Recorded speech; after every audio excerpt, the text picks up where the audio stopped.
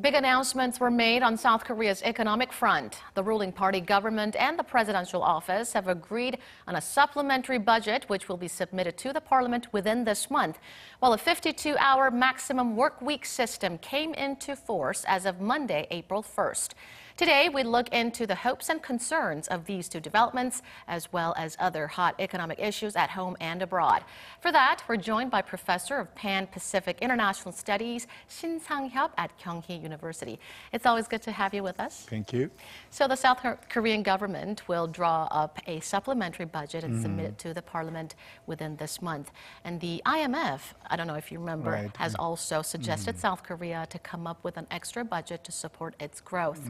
Now, the exact amount is yet to be finalized, but do you agree on the need for a supplementary budget? I think so. Considering economic circumstances facing the Korean economy, it's not very favorable at the moment. As you know very well, trade war between USA and China is going on. And then how about the domestic economy? Domestic economy in Korea has been slowed down. So to revitalize the Korean economy, I think the government should have to use some fiscal policies. Fiscal policies means all policies affecting the government spending and government income.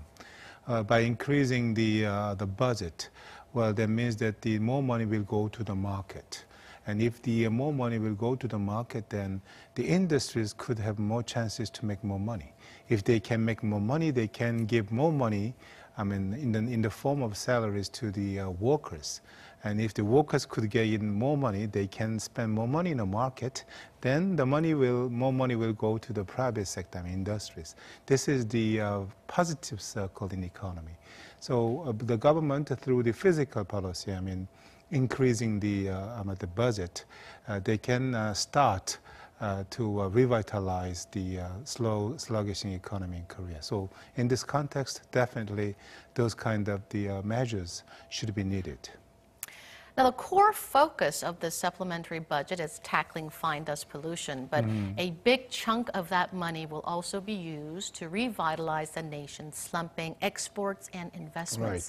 Do you think an injection of extra money will help boost these sectors? I think so. As I already explained very briefly, through the fiscal policy, the government can, hope to revitalize the sluggish economy. That means if the industries could make more money, income, they will consider making foreign direct investment. Increase their investment to make the activities be more, active. So I think increase the budget can be a kind of some turning point in changing the economic environments. That means that they can be one of the best ways for the government to increase the Korean exports and to increase the Korean forms of foreign direct investment on foreign countries. So a very positive outlook on the supplementary budget. Now, staying with exports, South Korea's exports fell 8% in March compared to last year, the same month last year. And that was a decline for 4 consecutive months. Now, the main reasons cited are slumping semiconductor prices and slowing Chinese economy. How do you assess Korea's current exports? Well, since last December, 2018, the Korean exports has been declined consecutively for 4 months. I think the situation seems to be a little bit serious than we thought, because this kind of situation is the first since the July 2016.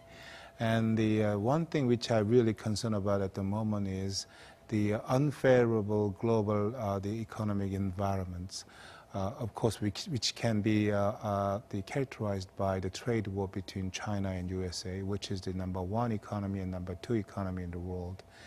And considering the economic structure, Korean economic structure, which is heavily reliant on external trade, exports seems to be very important for us to maintain the sustainability in our economic development.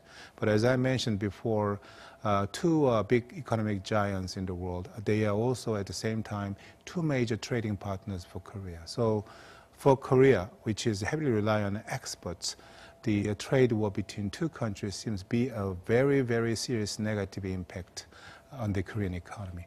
Another one is the slowing Korean domestic economy. I mean, just before we saw some macroeconomic indexes telling the conditions of the Korean economy at the moment. Well, I mean, the domestic economy has been slowed down over the last several months. So in this context, I think we have to make every effort to revitalize the Korean economy. And then, well, physical policy can be used by the Korean government to revitalize it. But anyway, to make a long story short, the situation facing the Korean economy seems to be serious, I think. More serious than we thought. Now, shifting gears to 52-hour maximum work week system, which went into effect as of Monday, April 1st. How do you assess the effects of it so far? And what are some of the remaining problems that need to be addressed in order for us to achieve a soft landing of the system? Right. Well, like the coin, which have two sides, I mean, it gives us some positive effects on the people's life, the workers' life, because what is the contents of the 52-hour maximum work week system? That means that every day they do work about the 8 hours. And then the extra, and they can do 12 hours extra time. So the people and workers could have their own nightlife, and they could have spend more time with their families. This can be the positive aspect of this system. But the other side of the coin, I mean, the negative aspects of this system is this. Well, to maintain the dynamism in Korean economy, we need more contribution of small and medium-sized companies. As we know very well, the Korean economy has been developed mainly by the contribution of large-sized companies. But right now, we need to get more contribution of small and medium-sized companies. But this system can be a problem, some difficulties to the small and medium-sized companies at the moment. Why? Because the financial conditions, well, in other words, large-sized companies have more money than small and medium-sized companies. If the worker can work at maximum, 52 hours per week, they should hire new employees if they have more jobs to do. Well, as I already explained, the large-sized companies have money to hire more people, but how about the situations small and medium-sized companies have? They do not have much money, as much as the large-sized companies have. So this kind of things seems to make small and medium-sized companies to have some more difficulties in doing their business activities. This can be one of the very important remaining some tasks the government should have to find a solution. This will be very important to maintain the sustainability in the Korean economic development. So work and life balance is important, but we should also remember that contributions of the small and mid-sized firms are very important to our economy. Now, the operating profit of South Korea's top companies, including Samsung Electronics, are expected to be announced this week. And the first quarter operating profit of listed firms are expected to shrink by 1/3. What do you think are some reasons behind this slump? Well, I already explained partially, but China has been the #1 destination of Korean exports. Roughly 26% out of total Korean exports go to China. But very recently, according to the data, the Korean exports to China reduced by 15.5%. Just when you compare the total Korean exports to China last March, compared to the same period last year. What this tells to us, that means that our exports has been shrinked very much, particularly in the trade with China. And also, The one thing we have to concern about is that the price, semiconductor prices went down declined dramatically over the very short, time period. Last March, the semiconductor prices was dropped by 15.6% comparing to the same period last year. So on the part of the Korean economy, we have problem and difficulties in exporting our products and the quantity-wise, but the price of the semiconductor products, which has been one of the most important items of products for the Korean economy, has been declined dramatically. So we can say that the Korean economy is right now facing the serious difficulties, which is very, very serious for the Korean economy. So in this context, I think the Korean government should make some efforts. So the Korean government, particularly President Moon Jae-in, has announced the so-called New Northern Policy, which is an effort to diversify our trading relations. Excuse me. Then by diversifying the trade relations with many countries, well, we could minimize the negative economic impact caused by trade war between China and USA and the unfavorable global trading or economic circumstances. Now moving to Brexit, with just 11 days to go until Britain is scheduled to leave the EU. Britain's parliament rejected for the fourth time all indicative motions. Now, EU is reportedly already preparing for a no-deal Brexit.